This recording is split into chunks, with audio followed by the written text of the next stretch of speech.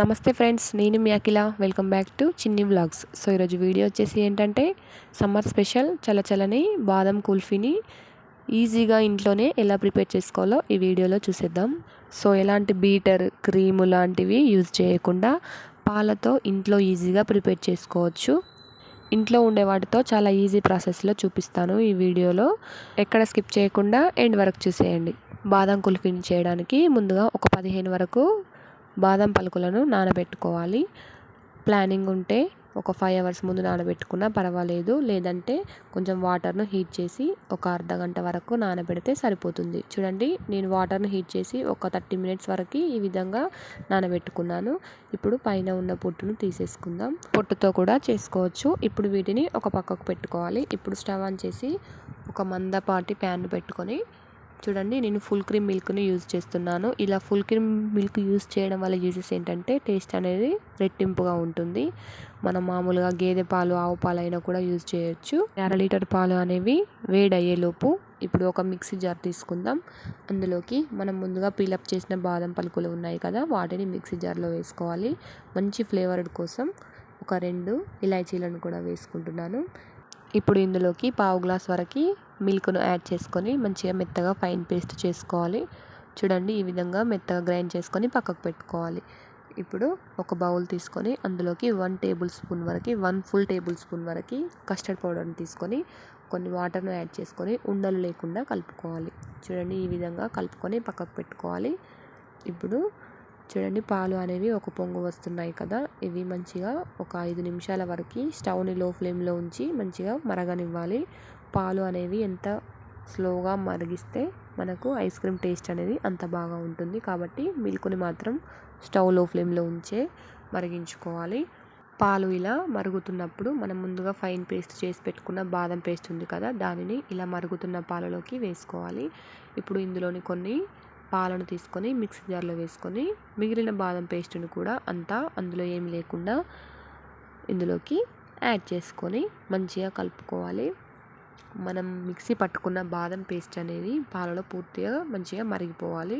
ఇప్పుడు మనం ముందుగా కలిపి పెట్టుకున్న కస్టర్డ్ పౌడర్ ఉంది కదా, ఆ లిక్విడ్ని కూడా ఒకసారి మంచిగా కలుపుకొని ఈ మరుగుతున్న పాలలోకి అంతా పోసుకోవాలి. ఇలా వేసుకున్న తర్వాత కస్టర్డ్ పౌడర్ అనేది మరుగుతున్న పాలలో వేయగానే ఉండలు కడుతుంది. కాబట్టి స్టవ్ని లో ఫ్లేమ్లో ఉంచి మంచిగా అంతా కలిసేలా కలుపుకోవాలి. కస్టర్డ్ పౌడర్ వేసిన తర్వాత కూడా పాలను ఒక 3 నిమిషాల వరకు మంచిగా మరగనివ్వాలి. కస్టర్డ్ పౌడర్ వేసాము కాబట్టి పాలు అనేవి తొందరగా చిక్కబడిపోతాయి.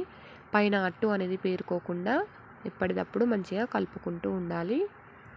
చూడండి, కస్టర్డ్ పౌడర్ వేసిన తర్వాత కొంచెం మనకి పాల కన్సిస్టెన్సీ అనేది చిక్కబడినట్టుగా అనిపిస్తుంది కదా, ఇలా కదుపుతూ మంచిగా మరగనివ్వాలి.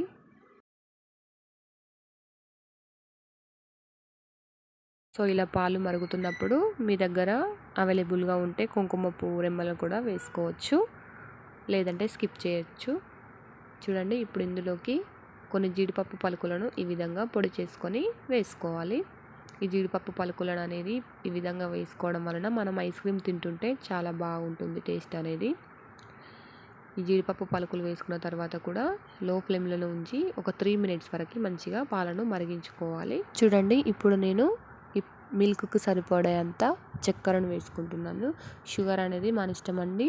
స్వీట్ ఎక్కువగా అనిపిస్తే కొంచెం ఎక్కువగా, చప్పగా కావాలనుకుంటే కొంచెం తక్కువగా వేసుకోవచ్చు. నేను ఇందులోకి స్వీట్కు సరిపడేంత ఒక 4-5 టేబుల్ స్పూన్ వరకు షుగర్ని వేసుకున్నాను. షుగర్ని వేసుకున్న తర్వాత స్టవ్ని లో ఫ్లేమ్లోనే ఉంచాలి, అది మాత్రం మర్చిపోకూడదు. బాగా చక్కెర అంతా కలిసేలా మంచిగా కలుపుకోవాలి. ఒక చిటికెడు ఉప్పు కూడా వేసుకొని మంచిగా కలుపుకోవాలి. ఉప్పు వేసుకోవడం అనేది ఆప్షనల్ అండి, నచ్చితే వేసుకోవచ్చు, లేదంటే స్కిప్ చేయొచ్చు. ఈ విధంగా కలుపుతూ మనకు పాల కన్సిస్టెన్సీ అనేది కొంచెం ఇంకా ఎక్కువగా చిక్కబడేంత వరకు ఈ విధంగా పాలను మరిగిస్తూనే ఉండాలి. చూడండి, ఈ కన్సిస్టెన్సీ వచ్చాయి పాలు. ఇప్పుడు నేను స్టవ్ ఆఫ్ చేస్తున్నాను. స్టవ్ ఆఫ్ చేసిన తర్వాత ఈ మిశ్రమం పూర్తిగా చల్లారిపోవాలి. నేను చల్లారినాక చూపిస్తున్నాను. చూడండి, ఇప్పుడు వీటిని ఐస్ క్రీమ్ మౌల్స్లోకి షిఫ్ట్ చేసుకుందాం. చూడండి, ఈ ఐస్ క్రీమ్ మౌల్స్ అనేవి చాలా బాగున్నాయి కదా, మీకు కూడా ఇవి కావాలంటే కామెంట్లో లింక్ అని పెట్టండి. నేను ఆన్లైన్లో తీసుకున్నాను. సో ఇప్పుడు ఆ మిశ్రమాన్ని ఈ ఐస్ క్రీమ్ మౌల్స్లోకి ట్రాన్స్ఫర్ చేసుకుందాం.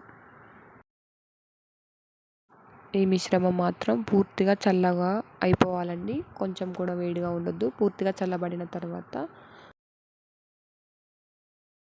ఇలా ఒక్కొక్క ఐస్ క్రీమ్ మోల్డ్లోకి అంతా ట్రాన్స్ఫర్ చేసుకొని పైన చూపిస్తున్న విధంగా ఇలా క్యాప్స్ పెట్టుకోవాలి.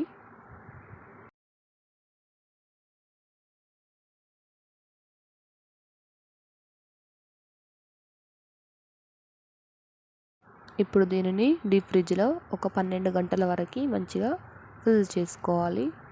చూడండి 10-12 గంటల తర్వాత మీకు నేను చూపిస్తున్నాను. ఇప్పుడు ఐస్ క్రీమ్ను డిమోల్ చేసుకోవడమే. ఇలా రాకుండా ఉన్నప్పుడు అరచేతిలో వేసుకొని కొంచెం రబ్ చేయాలి. చూడండి మనకు బాదం కుల్ఫీ అనేది ఎంత పర్ఫెక్ట్గా వచ్చిందో. మనం యూజ్ చేసిన ఇంగ్రీడియంట్స్ అన్నీ కరెక్ట్గా సరిపోయాయి కాబట్టి ఈ విధంగా వచ్చింది. చూస్తూనే నోరూరుతుంది కదా. తినడానికి రెడీగా ఉంటే సో ఈ విధంగా ఆ 6 ఐస్ క్రీమ్స్ని సపరేట్ చేసి ఇలా సర్వ్ చేసుకొని తినేయడమే. ఇంకా మీరు కూడా ఒకసారి ఈ విధంగా ట్రై చేయండి. టేస్ట్ మాత్రం అదిరిపోయింది. మీ ఐస్ క్రీమ్స్ ఎలా కుదిరాయో నాకు ఫీడ్బ్యాక్లో చెప్పడం మర్చిపోవద్దు. పిల్లలు కూడా చాలా ఇష్టంగా తింటారు. ఇంట్లోనే ఎలాంటి ప్రిజర్వేటివ్స్ కలపకుండా హెల్తీగా టేస్టీగా చేసుకొని ఇలా తినేసేయచ్చు.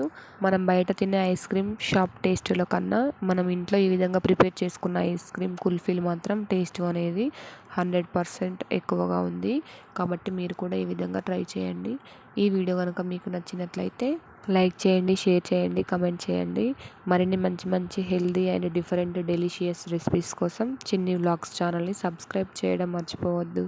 Thanks for watching our video.